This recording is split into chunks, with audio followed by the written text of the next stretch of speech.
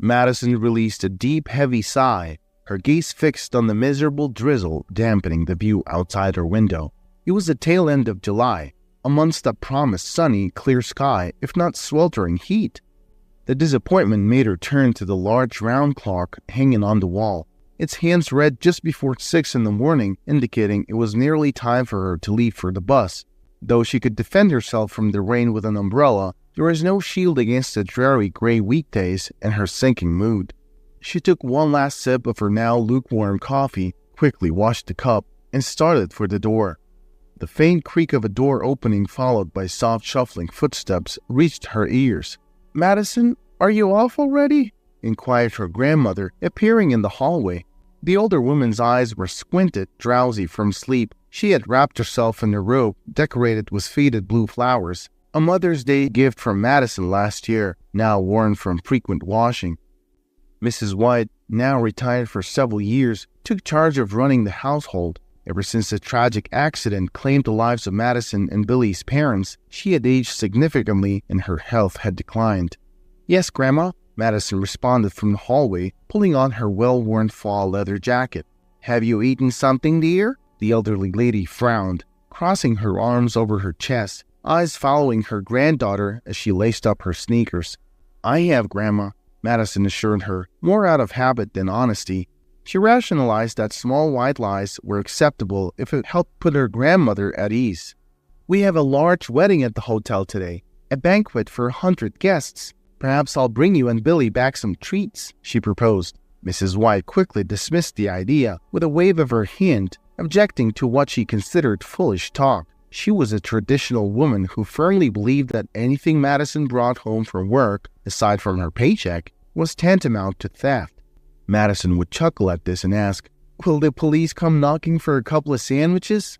Her grandmother would respond with a furrowed brow. "What if they did?" she would retort. Mrs. White's past job as an accountant at a kindergarten had instilled in her a strict sense of propriety. Despite her diligence and competence, when she reached the age of retirement, the management politely asked her to step aside for a younger workforce. Mrs. White's attempts to secure another job were met with repeated disappointments. Her age became a deterrent, overshadowing her extensive experience. She tried supplementing the family income by picking up odd jobs, but the physical and emotional strain took a greater toll on her health than the financial benefits they brought. Madison was adamant against these endeavors, which she saw as needless sacrifices. She insisted her grandmother deserved to enjoy her retirement like any woman her age should. At only 22, Madison assumed the full financial burden of their small family. "Grandma, Billy's staying home today. They're shutting the kindergarten for a quarantine." Madison reminded her grandmother about her younger brother's circumstances. "Let him sleep in." As Madison stepped out the door, she was certain that her deeply faithful grandmother was offering a silent prayer for her. After a peck on the cheek and a warm farewell from her grandmother, she made her way through the dimly lit entrance and out onto the rain-drenched street. Madison was employed as a chambermaid at a renowned high-end hotel. As much as she'd like to, she couldn't yet aim for positions like receptionist due to their requirement of specialized hospitality education. Nonetheless, this was the industry she was determined to venture into, pursuing her studies via distance learning. In fact, Madison's capabilities and commitment were already making her a deserving candidate for promotion. She secretly harbored dreams of one day running her own charming hotel, a place where her family could work and live comfortably, a refreshing change from their current cramped two-bedroom apartment in an aged building. Madison found satisfaction in her job. The pay was decent, which was always a bonus. Her primary patrons were affluent individuals who frequently left generous tips for the young chambermaid. The hotel was frequented by politicians, businessmen, celebrities, and other influential figures, including those who arrived with their unidentified partners. Interestingly, this latter group tipped the most, possibly as a hush payment. She also appreciated the flexible schedule and the ability to switch shifts with her coworkers during emergencies. But the job was physically and mentally exhausting, and every dime earned was a result of hard labor. Not all guests were gracious, and not all staff members were supportive. Here, Madison's resilience and diplomatic demeanor became her strength. They enabled her to maintain her composure during unpleasant situations and find solutions even in the most challenging circumstances, both with her colleagues and while interacting with clients. Madison's diplomatic skills were frequently put to the test by the intrusive hotel manager, Lawrence. He seemed to have made it his mission to annoy her as much as possible, patrolling the hotel incessantly. And today, as she stepped into the communal changing room, he swaggered in confidently. "Good morning, Maddie," Lawrence crooned, brushing past her and trailing his hands down her back. The touch sent a shiver down her spine, and she momentarily froze by her locker. "Hello, Mr. Reed," she mumbled, concealing her discomfort. "Why so formal? It's just us here," he said with a suggestive undertone. "Hurry into your uniform. The workday's about to start. I'd hate to dock your pay, although sometimes I wouldn't mind," he chuckled sleazily, pretending to rummage through his locker. It was abundantly clear that he had barged in here hoping to get a risque show from the chambermaid. Madison gritted her teeth, suppressing the torrent of unspoken words she had for him, and she had plenty reasons to be furious.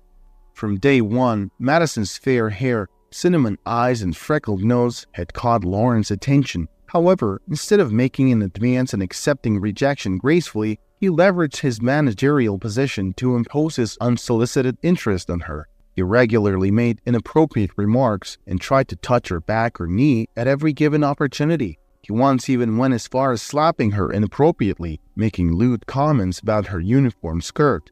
Madison had learned to endure Lawrence's conduct and unwelcome attention. What else could she do? Retaliate and risk losing her job and paycheck? No, Madison couldn't afford that. She wasn't keen on settling for a cashier's job with a third of her current salary either. She believed that with some patience and endurance, she would eventually move up in her career and escape his grasp. Furthermore, she wanted to spoil her little brother Billy with the latest toys and buy new essentials for her grandma. Madison also feared the potential backlash from her colleagues if she revealed Lawrence's behavior, because as it often happens, it's the woman who gets the blame. If he harassed, it would be said that she, Madison, must have been flirting or seeking a promotion.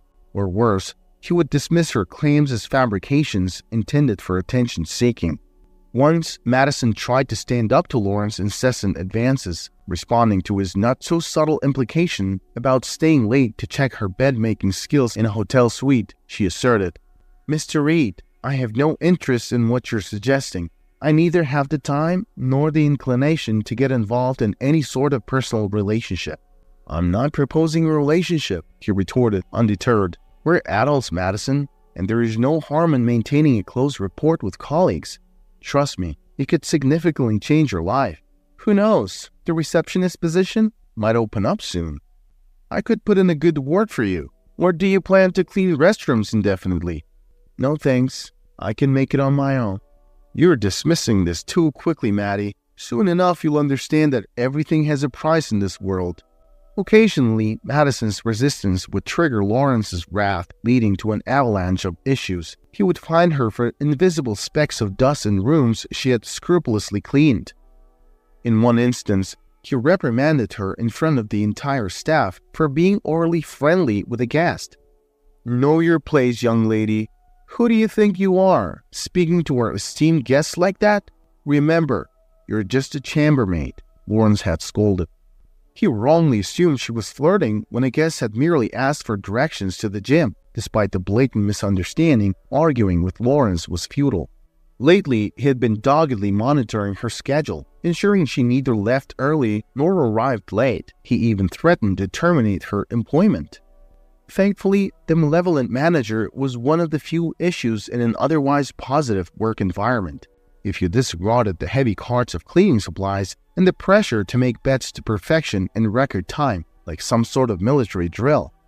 Swiftly changing into her uniform and doing her best to ignore Lawrence's leering gaze on her back, Madison rushed out of the changing room. Once again, she plunged herself into her daily work routine, which always made time pass swiftly. "Madison?" Kate from reception called out, poking her head into the kitchen during lunchtime. "Could you see if the new girl cleaned up the outdoor pool area? They had a party there last night. With the weather clearing up, guests might want to use the pool. We need to ensure it's clean and ready." "No worries. I'm on it," Madison nodded. And where are the other girls? Mr. Reed sent them on some task, so it's all you for now. All right then, Madison responded. She quickly finished tidying up the dishes and headed towards the pool area. The hotel boasted 2 pools, one indoors and one outdoors. Last night, there had been a Hawaiian-themed party at the outdoor pool. As Madison moved around the pool, she picked up half-empty coconut shells and pineapple husks, remnants of once delicious cocktails. As Madison approached the pool, she noticed the sun was finally beginning to peek out from the clouds. She headed toward the utility storage room to get some trash bags when an odd sound grabbed her attention. It was a strange splashing noise, like something or someone had fallen into the water. She turned toward the noise but saw nothing at first. Just as she was about to look away, she caught a glimpse of something surfacing and struggling in the distance. As she squinted for a better look, her heart sank. It was a young boy struggling in the water. "Oh my God!" she cried out, panic and adrenaline kicking in. Without a second thought, Madison sprinted towards the pool and dove into the water. The icy coldness of the water was a shock, but all she could focus on was reaching the child. She wasn't a strong swimmer, and every meter was a struggle, making her realize just how crucial her quick response was. Once she reached the boy, she saw to her horror that he was no longer moving, his strength seemingly depleted.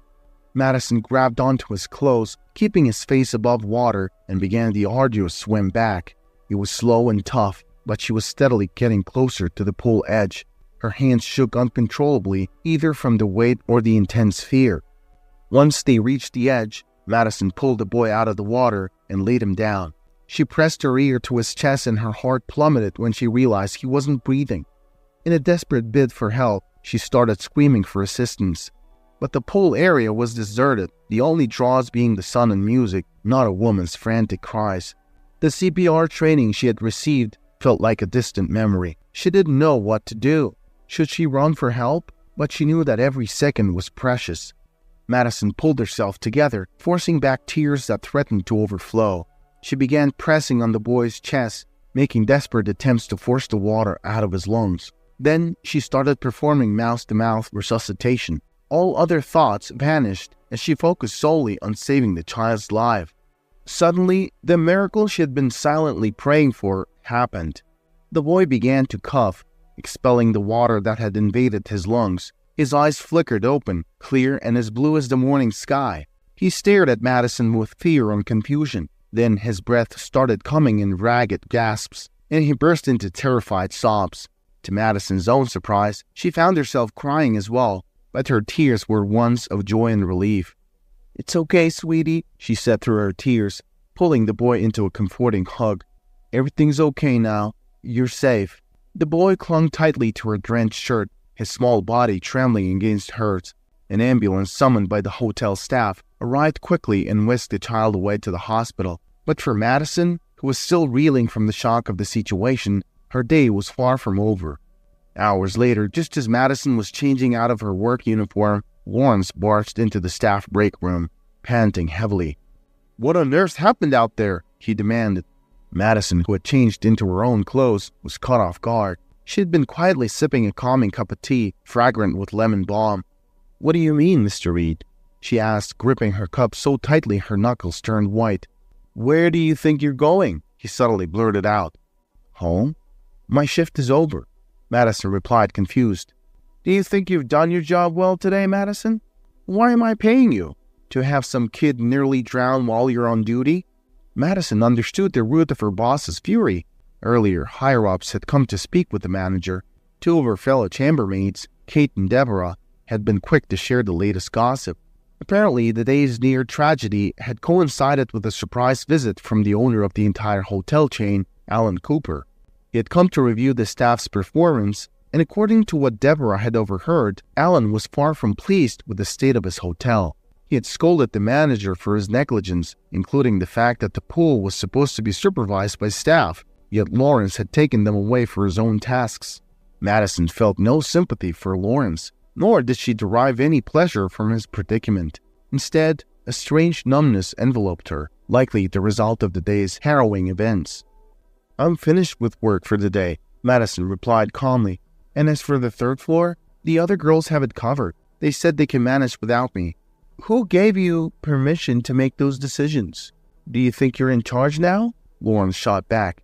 You know what, Madison? I'm tired of your defiance, he said, leaning in close and lowering his voice. So tired that I'm seriously considering terminating your employment. For what? For saving that child? Madison shot back, her voice rising in indignation. Calm down, Maddie. The details of what happened are still unclear, he said, patronizingly patting her knee. However, I'm willing to give you one more chance. Madison quickly moved away from his touch. No, thank you, she retorted. Are you certain? Lawrence asked with a sneer. What if I suggest that the boy fell into the pool because of your negligence? After all, you were the only one there. Did anyone see you pull him out? No, they didn't. And the parents, who hold significant influence, are looking into the matter. Are you trying to blackmail me? Madison interrupted. Blackmail? How serious you sound. No, Madison, I'm merely proposing the most sensible solution. I hope you'll make the right choice. I will, Madison nodded. She set her half-empty cup down on the table. The tea, once soothing, had lost its appeal. She stood up and met Lawrence's gaze head-on. If firing me is the worst that can happen, so be it, she retorted. With that, she stormed out of the room, resolved not to return to work the next day. She had had enough. Of course, she could report Lawrence's behavior, but there were reasons that made her hesitate. Alan Cooper, owner of a successful hotel chain, led a busy life. Running a large enterprise was demanding, but it was nothing compared to the complexities of his personal life. Despite being a successful man with many admirers, his interest in romance had waned. 3 years ago, a car accident had claimed the life of his beloved wife. Since then, he'd thrown himself into his work, seeking refuge from the pain and emptiness of his loss. Work became more than just a paycheck for Alan. It served as a haven where he could momentarily escape the relentless ache and void left by Anna's passing. Over the past week, Alan had been deeply engrossed in scrutinizing one of his hotels. He wasn't pleased with what he uncovered: numerous shortcomings, glaring loopholes, and suspicious activities that hinted at possible foul play. The situation was alarming, but Alan opted against taking impulsive action. He resolved to thoroughly analyze the data before making any decisions. As dawn broke, Alan was already in the hotel lobby. Kate, the receptionist, greeted him with her customary grin and congeniality. "Good morning, Mr. Cooper," she chimed. "Morning, Kate. How's the front desk holding up? Everything in order?" he inquired, to which she responded with an enthusiastic nod and a beaming smile. Alan probed further into the affairs of the hotel. "How's the boy doing? What's the word from his parents?" he queried. Kate paused briefly before sharing the update. "The boy is recovering well, and his parents are appreciative of the hotel staff's quick action in rescuing him. They express particular gratitude towards Mr. Reed for his timely intervention." "So he's the knight in shining armor, is he?" Alan mused. "That's odd. We spoke yesterday, and he scarcely touched upon the incident." Kate remained mute, avoiding Alan's gaze and pretending to be engrossed in her computer screen. Alan felt a knot in his stomach, sensing that something was off. He considered pressing her further, but Lawrence's timely entrance into the lobby diverted his attention. "Kate, have the head of security meet me in my office," Alan instructed the receptionist before joining Lawrence towards the elevator. After perusing another set of subpar reports and uncovering additional minor infractions, Alan was convinced of the need for an exhaustive and systematic probe. The head of security was the right person to help him in this endeavor. Once he set aside his immediate tasks, Alan redirected his attention towards Lawrence. "Mr. Reed, you were rather modest about your heroic act yesterday," he chided gently. "You played the hero and didn't bother to make it known. That's not how it should be. I'd like to express my heartfelt gratitude for your prompt and brave action during the emergency." Lawrence was momentarily stunned by the unexpected commendation. "Oh, Mr. Cooper, anyone in my position would have acted similarly. That's precisely what I told the boy's parents. Still, it's fortunate that you were on the spot when needed. Nevertheless, I do hope that our staff will remain vigilant in their assigned roles, so such heroic interventions aren't required," Alan commented. "I apologize for that oversight. I was actually in the process of terminating one of our employees. She was ill-suited for her role and was disregarding our protocols," Lawrence explained. Alan's brow quirked in surprise. He was aware that termination was sometimes necessary, but it was still a significant step in business and should be approached with due caution.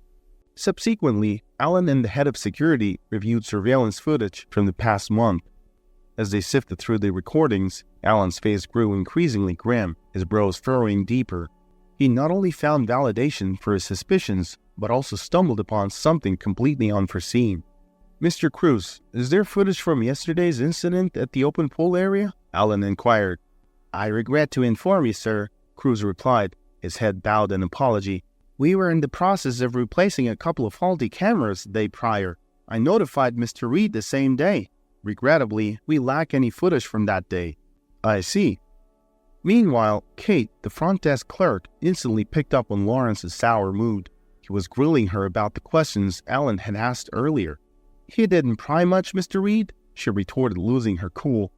"Look, remember this. Oversharing will land you in hot water. Is that clear?" Lawrence warned, his tone icy. "And make sure you pass this message on to the others. Sure, he's the owner, but you wouldn't want to land in trouble, right?" At that moment, Kate received a call from the security office. Upon picking up, she heard Alan's voice. She cast a nervous glance at Lawrence, who was glaring at her. "Yes, understood. I'll be there shortly." As she stepped into the office, Lawrence's final words echoed in her mind. "Think twice before acting foolishly." Alan's initial question took her aback. He pointed at the computer screen and asked, "Kate, do you recognize this woman?" "Yes, that's Madison White." "Is she present today?" "I'm afraid Madison was let go," Kate informed him. "Why?" "To be honest, I'm not sure." Kate's response was an obvious lie, and after a moment of hesitation, she decided to speak up. "Perhaps you should inquire with Mr. Reed." "Cooper," Alan mused to himself, his feelings seething into a mix of outrage and enlightenment. "That figures." He then voiced aloud to Kate, "I'll certainly have a chat with him, but not before I've questioned everyone else on staff. So brace yourself, Kate. We have a lengthy conversation ahead of us." Several days later, Madison was sitting in the kitchen with her family, sipping hot tea and discussing their day when a gentle knock sounded at the door.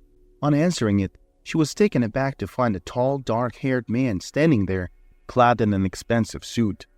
"Can I assist you?" Madison inquired, aware of her grandmother and brother peeking over her shoulder with curiosity. "I think I'm here to see you," the visitor responded, seeming a bit unsure. "Oh my word, at last, a man in a suit. Whatever he's asking, say yes. He looks every bit the perfect groom." Madison's grandma couldn't hold back her joy, clapping her hands excitedly. "Grandma!" Madison's face flushed crimson with embarrassment. "I'm sorry, please don't mind her. She just loves to tease," she apologized to the visitor. "Oh, it's quite all right. I believe she, only wants what's best for you," he reassured her with a laugh. Madison's grandmother, Mrs. White, was known to poke fun at Madison's introverted nature, seizing every opportunity to josh her in public. It was all in good spirit, as she was merely concerned that Madison was so absorbed in her work that she had little time for personal matters. The visitor, Alan, found the situation amusing, acknowledging to himself that his attire did indeed make him look like a groom. Just as Madison was about to question whether he had the wrong address, he spoke up. "You must be Madison White, right?" After she confirmed, he introduced himself as the new HR manager at the hotel and mentioned that he was there on the orders of the hotel owner. Without further ado, he filled Madison in on the recent happenings at the hotel, causing her to become gravely concerned. "I'm aware that you were unjustly fired," he disclosed. Caught off guard, Madison asked, "But how did you know that?" "That's not important," he brushed off her question. Caught in a whirlwind of emotions, Madison stared into her lukewarm tea, deep in thought. The silence was soon broken by Alan. "Why didn't you speak up about it?" he asked. After a moment's pause, Madison finally spoke up. "Well, firstly, I just wanted to wash my hands off everything related to the hotel. It was an emotional reaction maybe, but I just had my fill. Then there was the fact that it would be my word against the managers. I didn't want to stir up more trouble." Alan didn't have to ask all these questions. He had all the answers to his queries.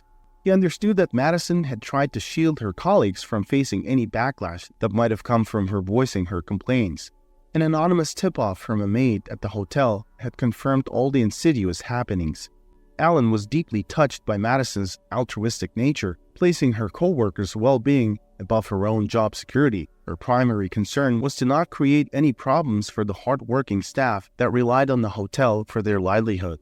Changing gears after a moment of silence, Alan veered the conversation towards more light-hearted topics. After a few minutes of friendly banter, he said his goodbyes, being careful not to overstay his welcome.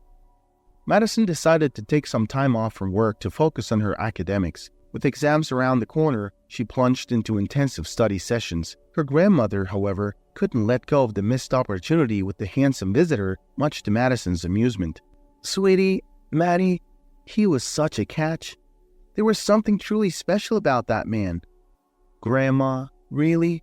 What was I supposed to do? Ask him out?" Madison laughed at the idea. "Well, why not? There's nothing wrong with a woman making the first move." "All right, Grandma. If I see him again, I'll make sure to do just that," Madison joked, playing along. A few days later, returning home from an errand, Madison found the house unusually quiet. Her grandmother, who disliked carrying her phone, was missing, along with her younger brother Billy. Her confusion was soon cleared by a note left on the table. "The man in the suit returned and took us to the hotel." A wave of anxiety washed over Madison as she tried to fathom what could have led to this situation. Was this Lawrence's doing again? He seemed relentless in his machinations. Without wasting a minute, Madison hailed a taxi and headed towards the hotel. Upon arrival, Madison quickly spotted Kate at the front desk, wearing a smile that stretched from ear to ear. "Hey, Kate, have you seen my grandma and little brother?" Madison's words were edged with concern. Kate's smile faltered as she noticed Madison's worried expression. "Wait, what? I assumed you were in on the plan. Head to the restaurant." Rushing towards the restaurant, Madison found her grandma and Billy already seated at a table, their faces lit with joy. Before she could question them, she was warmly welcomed by Alan, who guided her to join them at the table. "Please, have a seat." Alan gestured to a vacant chair. "Your grandmother told me you were out for a run."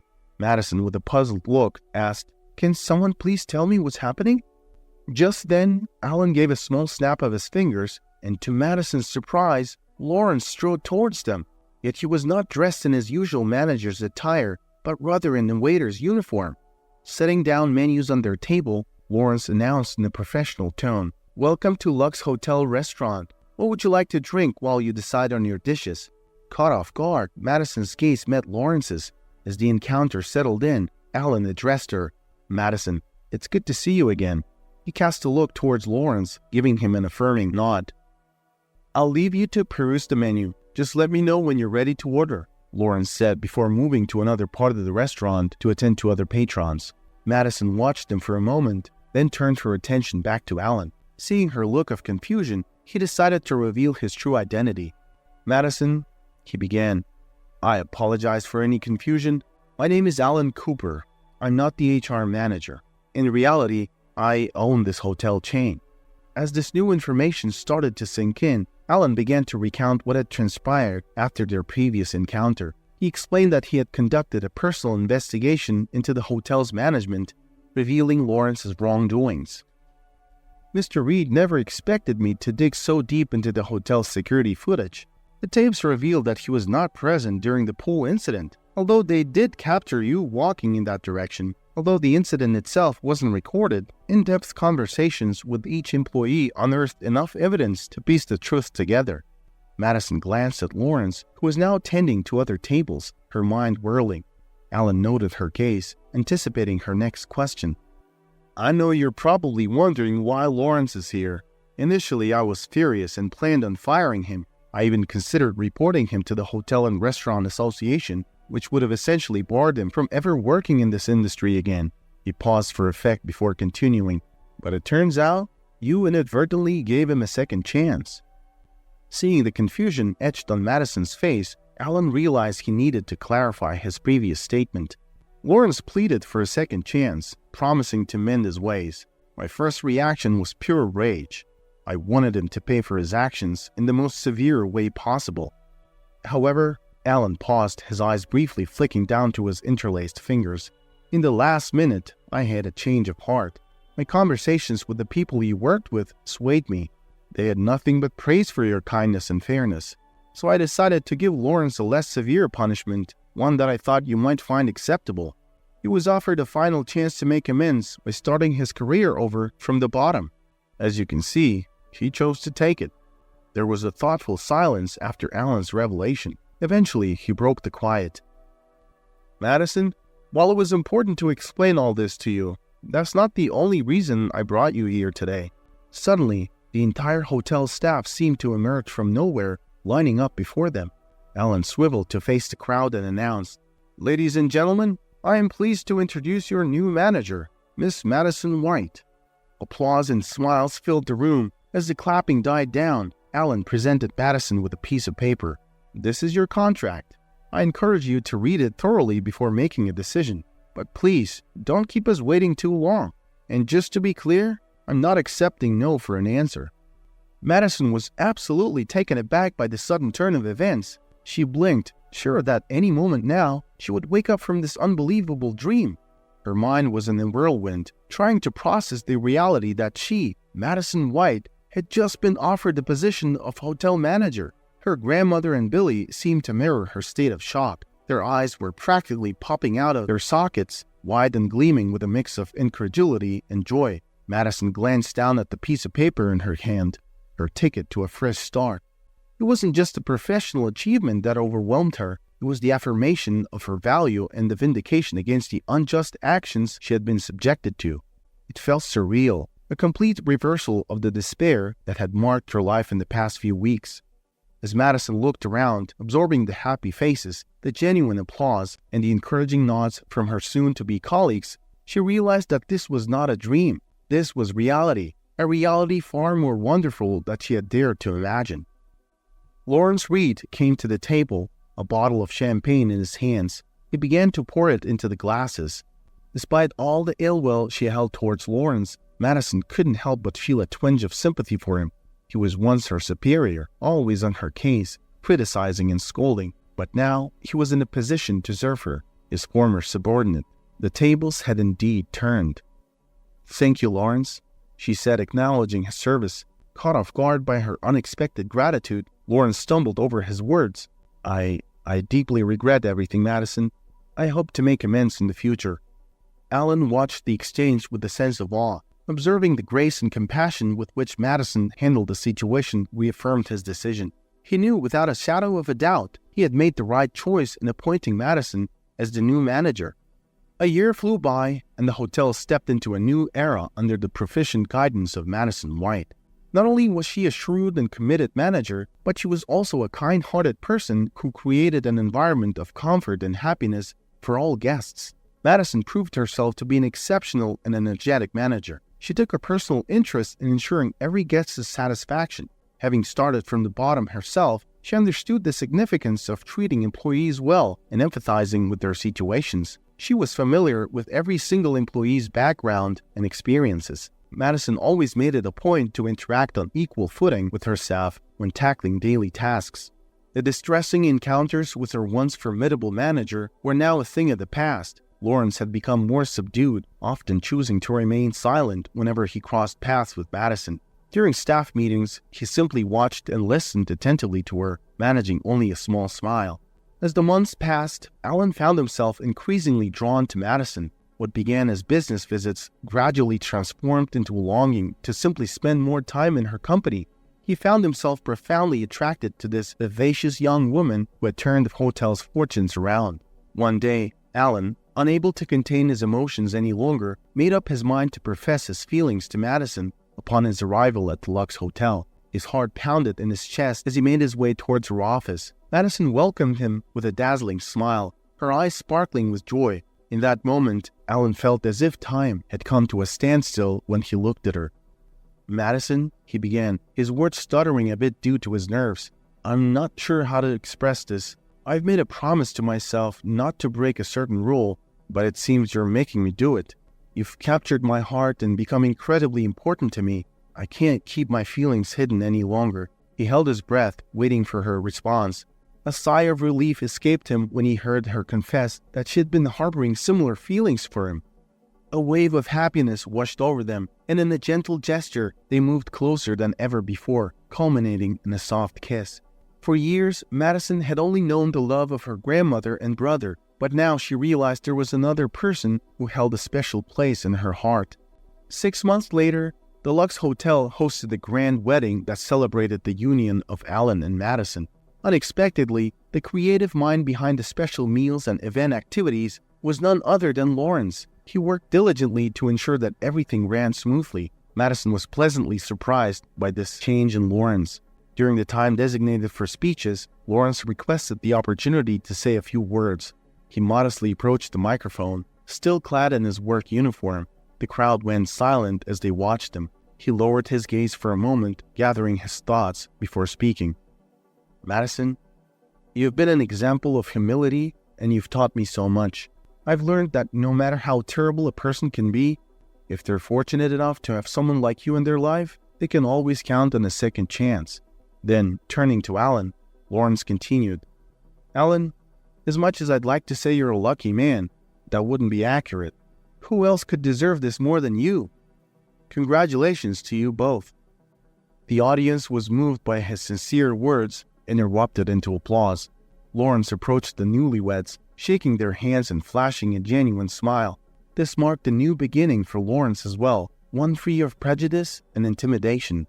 Madison cherished her busy life. Occasionally she would look at her extended family and feel a sense of wonder. Everyone felt so familiar, as though they had lived together their entire lives, side by side, united. Not too long after the wedding, Madison had to temporarily step back from managing the hotel. She and Alan were overjoyed to be expecting their first child, a daughter.